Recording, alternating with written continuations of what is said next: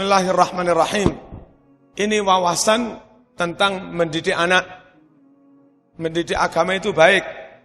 Tapi kalau agama tok, anakmu jadi soleh, taat, patuh, khusyuk, tapi enggak kuat secara fisik, enggak kuat secara pemikiran, enggak mampu menghadapi masa depannya. Padahal tantangan masa depan semakin berat. Pendidikan timpang seperti itu enggak dikehendaki Islam. Kita punya kader generasi yang soleh-soleh, rajin ibadah, rajin wiritan, enggak karo-karo, tapi gaptek teknologi, informasi enggak ngerti, komputer enggak ngerti, macam-macam teknologi mesin mereka enggak ngerti, manajemen enggak ngerti, politik enggak ngerti, umatnya susur lobby-lobby ekonomi enggak ngerti.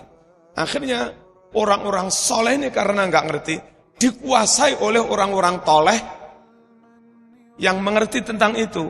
Pejabat kelompok mereka, ini menteri kelompok mereka, DPR kelompok mereka, bagian direksi kelompok mereka. Orang-orang soleh ini terus jadi kaum lemah, enggak dikehendaki Islam. Tapi kita mendidik mereka tentang pendidikan keduniaan tok. Kita didik manajemen, kita didik teknologi, pertanian, ilmu politik, macam-macam. Tapi enggak disolehkan, itu juga enggak dikehendaki Islam. Nah, yang dikehendaki Islam itu, ini juga. Alimu awladakumus sibahah warrimayah. Ajari anak-anakmu, termasuk murid-murid, as-sibahah, keterampilan berenang, warrimayah, dan keterampilan memanah. Ketika itu juga termasuk sibak, keterampilan memacu kuda. Intinya keterampilan yang diperlukan di zamannya masing-masing. Saat itu butuh orang bisa renang, butuh bisa naik kuda untuk jihad fi sabilillah. Maka yang disebut Nabi ya renang, naik kuda, terus memanah. Sekarang lain. Ajari anak-anakmu keterampilan ini.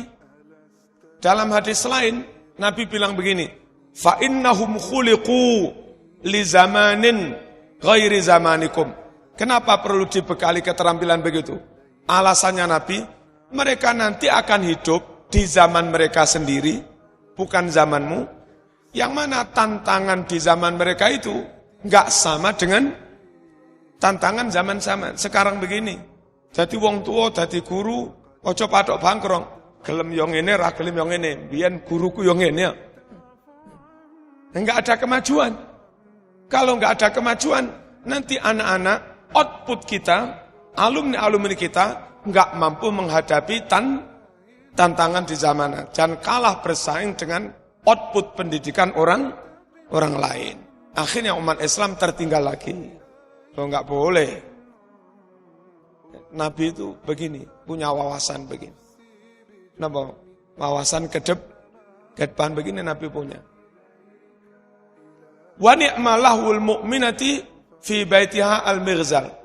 Dan sebaik-baik keterampilan wanita mukmin, ibu-ibu meneng tok engko rasan-rasan. Wiritan terus yo enggak kuat sepanem. Atau kalau keluar rumah terus terlalu berkarir, anak-anak keluarga juga murad marid. Ini apa ini? Berkarir keluar terus, keluarga murad marid. Meneng, stres. Doe, apa ini? Nabi memberikan alternatif. Sebaik-baik keterampilan pekerjaan wanita mukmin di rumahnya adalah al-mighzal, jahit menjahit, memental, termasuk menenun. Terkait dengan itu, menghasilkan, terus tidak meninggalkan tugas rumah, tidak sampai teledor mengawasi anak, tapi juga menghasilkan, nggak stres, nggak doe. Nah, sekarang dikembangkan bukan hanya inilah, di rumah sambil bikin usaha home industri, tempe, konveksi, macam-macam begitu. Itu bagus. Terus pundi Ustaz, kalau sampai keluar ngajar ke kantor dan sebagainya. Saya matur, ngene aja sudah. Ngono yo ngono nanging yo aja ngono. Aja nemen-nemen. Kalau sampean ibu-ibu terlalu nemen mengejar karir itu, keluarganya mesti kedodoran. Idealnya itu anak TK datang ke rumah, disambut ibunya, "Ki anak-anak ini. Sepatunya sudah.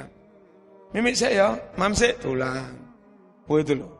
Jadi anak itu dari kecil memang mendapat perhatian. Kalau nggak pernah dapat itu nanti dilampiaskan, terus pelampiasannya itu yang negatif-negatif. Jadi arek nakal-nakal. Ngoten. Terus nanti mau sekolah juga ibunya yang menyiapkan bukune, titulang, atus seragam, terus bapaknya sing ngeterni nang sekolah. Kan begitu. Kalau terlalu berkarir suami istri, akhirnya yang rugi anak. Kadang-kadang anak itu lahir, kalau bisa mengucap, dia lahir begini, "Alhamdulillah, saya terlahir dari bapak yang doktor dosen, dan ibu yang master dosen juga. Alhamdulillah, beruntung saya. Ketimbang bayi-bayi lain, terlahir dari orang tua yang tamat SD. Saya ini beruntung." Katanya bayi itu. Ternyata perjalanan berikutnya, dia nggak jadi beruntung. Loh, saya ini terlahir dari sang doktor, dari sang master. Ternyata hari-hari yang merawat saya, anak yang nggak tamat SD. Babu pembantu. Yang pembantu itu kebetulan pendidikannya kurang, wawasan tentang anak juga kurang, psikologi anak dia nggak punya, ngerawat anak ya apa nggak punya, mendidik agamanya anak dia nggak punya, namanya kadang hanya tamat SD pembantu itu.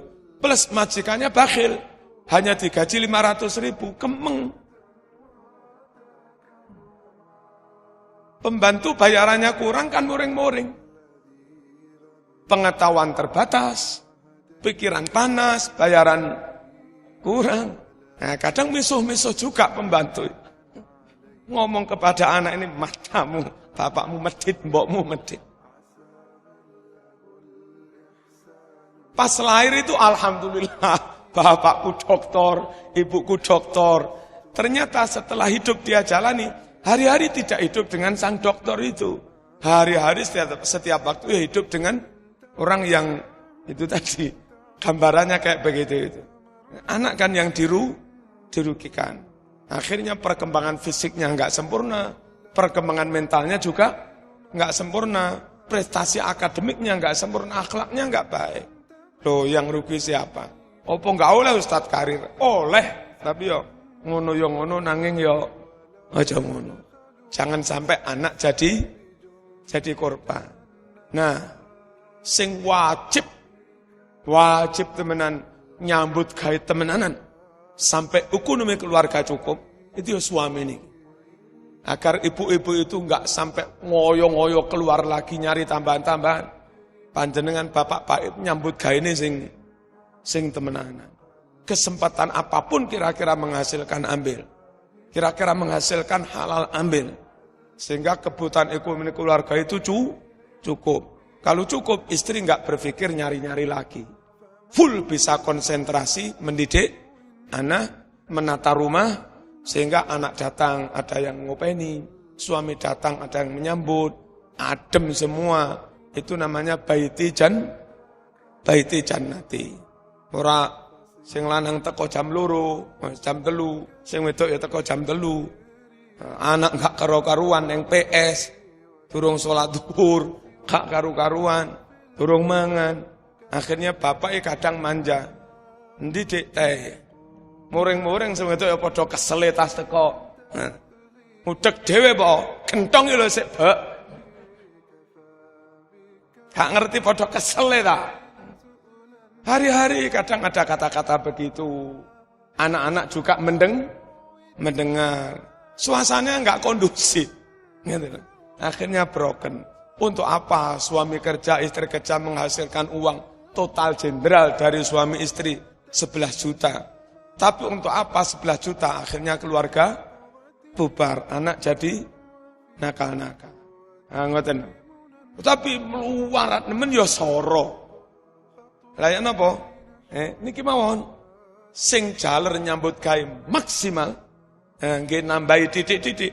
Monggo tiyang setri dimaksimalkan potensinya, dicarikan pekerjaan di rumah sambil mengawasi anak dan seterusnya. Kalaupun keluar misalnya, ojo nemen-nemen ngono ya ngono, nanging ya aja ngono. Deal ya? Podo penting.